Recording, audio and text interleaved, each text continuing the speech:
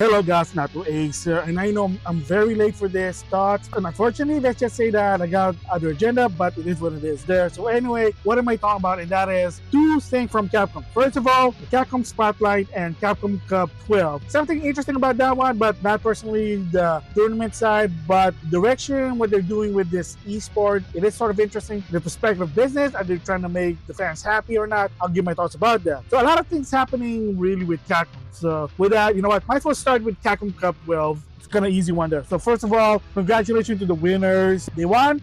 There you go. So technically the announcement of what's the future for Capcom Cup 12. So if you follow the tournament, and if you're into it, you know what they're doing now. Pay-per-view, especially for the finals, because to some extent, kind of make their money, capitalize to some extent, and some people even report because to offset the prize money, they need to find some way to make money. I mean, I don't know what they're not doing, the Capcom Cup DLC costume they used to do Street Fighter 5. I thought they sold well, but I guess not, whatever. It is what it is. I have no idea. I don't follow it because they announced it for Capcom Cup 13. They're going to go back to the famous arena. It is a famous arena, whether you like it or not. However, to some extent, it depends where you live. So if you're in Japan, you're probably going to be happy, Japan time, and the environment there is actually very, very lively, and a lot of people, especially in the FGC, are happy. They said the energy, the lively people, the cheering, whatever, the environment is just super happy. So I can understand why they probably just want to stick to Capcom Cup in Japan. For me personally, since I don't live in Japan,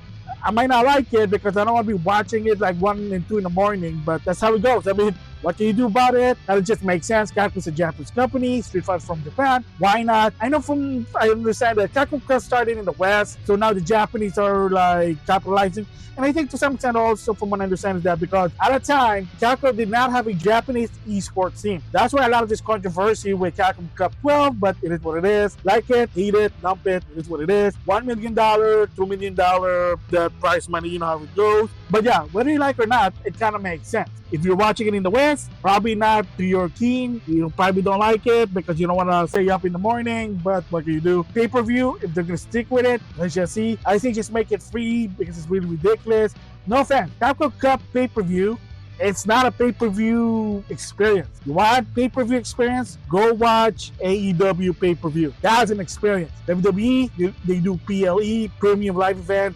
Right now, they suck. My opinion, different story there. So there you go.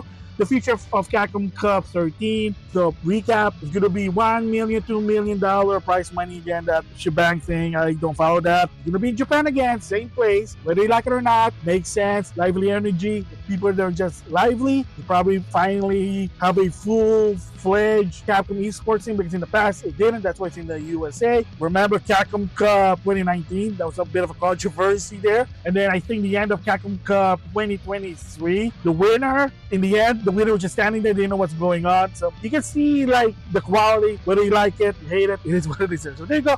A quick thoughts about the Capcom Cup 12 in its future. Whatever, I mean, I watch it, I can watch it. If I can't, whatever, I'll just play something else. Not a big deal for me. So now let's move to the Capcom Spotlight, my thoughts about it. Interesting information for a lot of games. So first of all, Pragmata, they announced that the game's going to be coming out 1 week early than it should be, April 17th. Makes sense. They show more a bit of the game. There's going to be this friendly AI robot going to team up with you. Plus, he'll help you, I guess, design a sort of a headquarters for your costume, your outfit. I mean, it is what it is. I mean, personalize your character. I don't know if that's a thing or not, but whatever. Plus, also that they announced that there will be pre-order bonus. You make your character just like a astronaut cat, samurai, whatever. I mean, it's like all the shebang, whatever, but it is what it is there. I mean, personalize your character. And then they also mentioned about Amiibo, but really as of right now is nobody really gives a shit about it. I mean, they don't even tell you what it is. It's just, hey, you know, you have an Amiibo, unless you're an Amiibo fan, but if it's cost $24 or more, I don't know, man, but we just have to wait and see that. So moving from that one is Mega Man Star Force Legacy Collection. They basically kind of talk about the online. So from what I see, pretty good, quality of life, awesome. Nothing else to say about it. However, there were some previews that came out, and there were a lot of interesting stuff. First of all, a lot of quality to life, graphics actually good, from what I understand, the frame rate also. Plus, not only have Geo or Omega 6 going to be on the front hub, kind of like Mega Man EXE on the Battle Network Legacy Collection, apparently Sonya and Luna also will make an appearance. Probably have to unlock them when you play the game. I mean, it is what it is. Interesting. And of course, if you order the game, you get to have casual Geo's outfit and then Omega 6, from what I understand. But I mean, it's one of those shebang. And I decided to pre-order the game because I never really played the Star Force that much. I did say I have one. I barely played it. I got it for $10 at Toys R Us a long time ago. And I mean, it is sort of a pseudo sequel to the Battle Network series. I mean, $40 for 3 games. I mean, of course, there's different versions, kind of like a Pokemon thing. But I mean, it is what it is, so I'll go check it out. So it's not bad. The online looks really robust, probably better than the Battle Network one. But again, yeah, I mean, interesting. We ordered the game. Can't wait to play it when I get the chance to get the game. I can't wait once I get the game. So moving from that one is the Mega Man Dual Override contest. So of course, if you didn't know, there was a contest to make your Robot Master. However, the catch is that you have to use a certain outline. So they show what the character figure is, and I can understand now why. So the idea is that this particular Robot Master needs to have a right-handed or left-handed host type arm. It doesn't matter what it is, because apparently the deal is that for this particular robot, it's going to be the 8th robot master. So what the gimmick is, the 7th one was made by Capcom. They're the one that did the design, their choice. 8th one is the contest. So there was a lot of entry, more than 10,000, and they finally revealed what the 6 are. They are good looking, they're pretty interesting, and now according to the director, before the game's released, remember it's going to be 2027, they're going to reveal who won the contest. So again, if you want to check out the Robot Master design, you can watch the Capcom Spotlight, probably the script for the Mega Man, I don't know. But yeah, to the winners, the top 6, congratulations. That's really awesome. So not bad for what they're doing in Dual Override. Again, like I said, celebrating, I think, the 40th anniversary. That's why it's 2027. Kind of makes sense. Again, Mega Man Star Force Collection for 2026. And of course, there's the big question after this one is, what about the Mega Man Legend Legacy Collection? As of right now, according to Capcom, there's no plan. They have nothing. It's probably going to be a while. It might be different than this other one, but we just have to wait and see. I'll give my thoughts about that eventually if something will happen. But for now, all they said is just wait and see. But there's no plan of right now because they are focusing on Star Force. Kind of makes sense there. Then the next one is more info about Resident Evil Requiem. Of course, by the time this recording, the game is out. So what it is they're just celebrating its 30th anniversary with concerts, swag. Of course, they even revealed the amiibo. I think we talk about it in a different video that you unlock skin for your weapon, duat, whatever.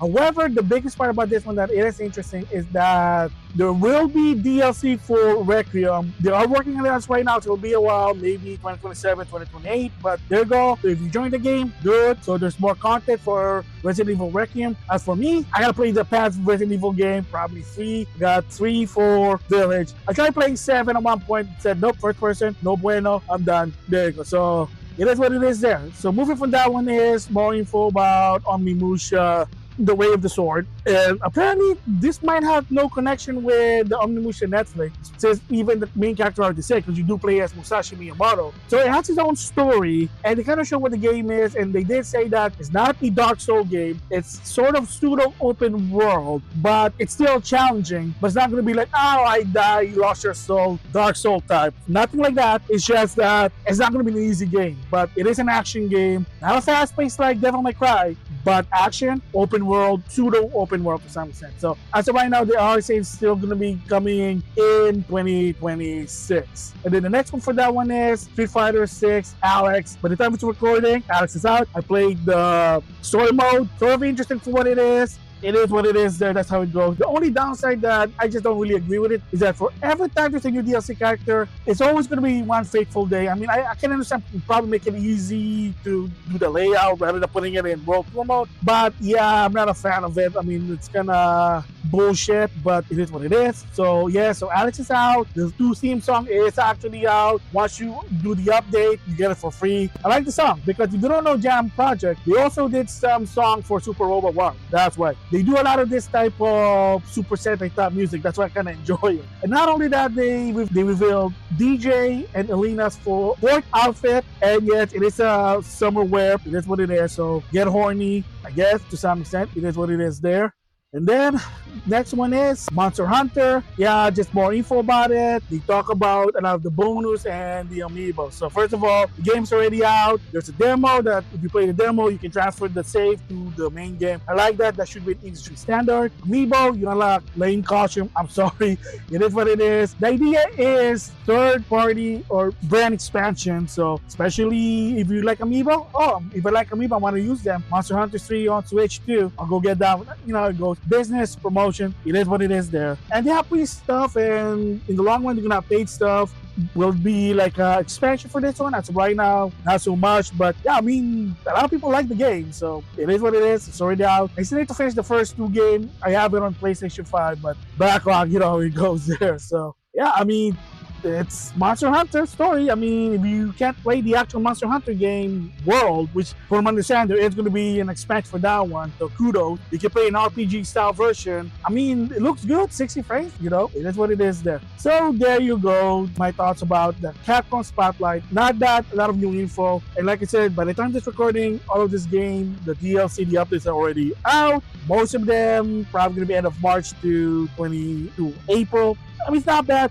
At least they're making games. They're partnering with a lot of people. Jam Project, Amiibo, it is what it is. So not bad. So there you go, my thoughts about it. Capcom Spotlight 2026, good info. And a bit of surprises to some extent, but again, the whole point is to give more info about the game that's already going to be released. So they're not going to be announcing like new games. That's how it goes. If you want a new game from Capcom, I'm going to assume is either Summer Game Fest, Nintendo Direct, State of Play, you know, that's how it goes there. So the Capcom Spotlight, the point is more info on the game that's already been announced and released.